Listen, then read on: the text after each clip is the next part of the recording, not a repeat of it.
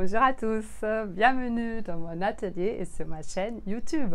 Je m'appelle Anya Hagemann, je suis artiste peintre et cette chaîne est pour vous si vous avez envie de savoir plus sur le processus créatif. Alors, ceci est la deuxième partie de ma vidéo sur le sujet se libérer de ses peurs et s'épanouir encore plus dans sa vie et dans sa création, comme les deux sont intimement liés. Alors, je vais vous parler de ce grand tableau qui s'appelle Liberté intérieure et vous allez donc tout savoir sur l'histoire de sa création. Et évidemment, à la fin, j'ai encore une petite surprise pour vous. Je pense qu'elle va vous inspirer. Restez jusqu'au bout alors. Donc, ce tableau-là, je l'ai terminé il n'y a pas très longtemps, il y a quelques semaines maintenant. Et pour une fois, j'ai fait tout autre chose. J'ai fait des interviews préalables pour m'inspirer de ce que des personnes qui connaissent vraiment bien mon approche créative, des collectionneurs qui ont plusieurs tableaux de moi, pensent de ce sujet. Et c'était génial. Ça m'a vraiment donné plein d'idées. Et en fait, je leur ai posé la question, qu'est-ce que c'est pour vous la liberté intérieure et aussi qu'est-ce qui peut empêcher les gens de réaliser des choses qui sont vraiment au fond de soi et quelles pourraient être les peurs, les blocages, les pensées limitantes. Et c'était passionnant. Alors, j'ai commencé à faire à partir de ces interviews des croquis. Donc là, vous le voyez, en fait, je m'étais imaginé par rapport à tout ce qu'on m'avait dit que là, le cercle bleu, ça représente en fait tout ce qui nous limite, toutes ces limitations, les blocages, les peurs et tout ce qui est là au milieu. Donc, c'est toute cette richesse intérieure qu'on a au fond de nous, en fait. C'est un peu aussi comme nos rêves d'enfant, parce que quand on est enfant, souvent, on sait pertinemment qu'est-ce qu'on a envie de faire plus tard, qu'est-ce qu'on aime dans la vie. Alors, ce cercle bleu, c'est donc qu'est-ce qui nous enferme. Et par rapport aux interviews, j'avais vu qu'une des plus grandes peurs, c'est vraiment le regard des autres.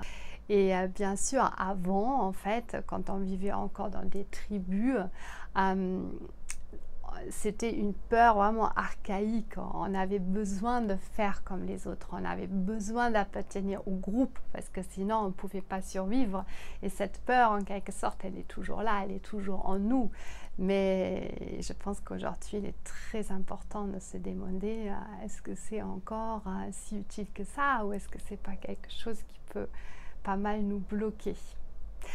Et alors, dans ce processus de création, c'était intéressant parce que j'avais donc, comme dans le croquis, gardé ce cercle bleu-bleu.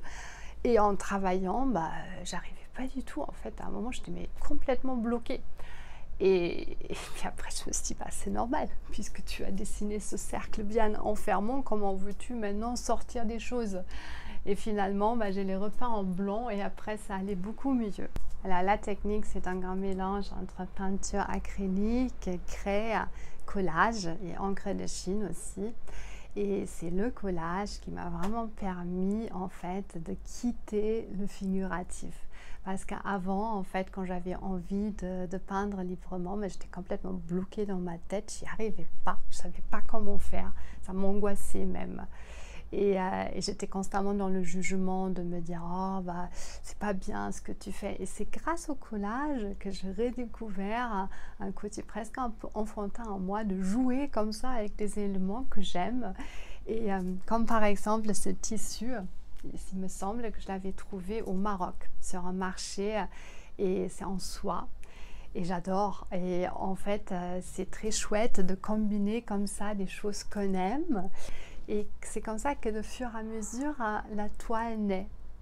C'est très, très libérateur en fait de faire ça. Et dans les workshops que j'anime, je l'enseigne aussi. Et l'idée de ce tableau, c'est donc quand on arrive à faire des choses qui viennent vraiment de notre cœur, qui qui nous animent, les choses qui nous font vibrer quand on arrive à les exprimer et de vivre une vie en accord avec soi, là on est vraiment dans une démarche d'épanouissement.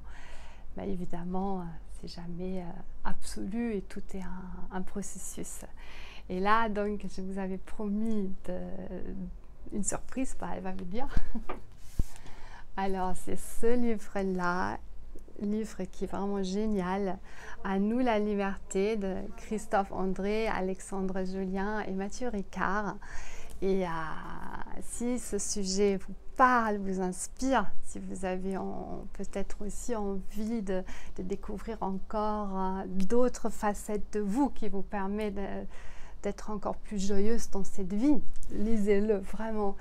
Et il y a entre autres une phrase que j'ai trouvée très parlante.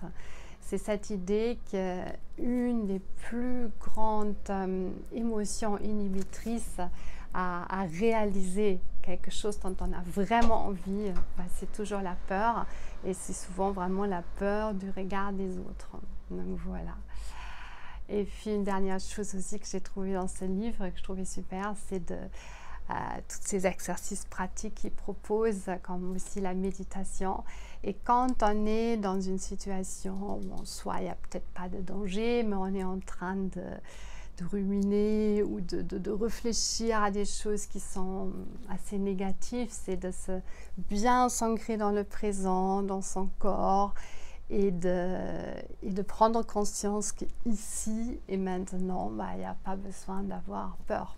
N'hésitez pas, comme toujours, de me laisser un petit commentaire, ça me fait toujours super plaisir.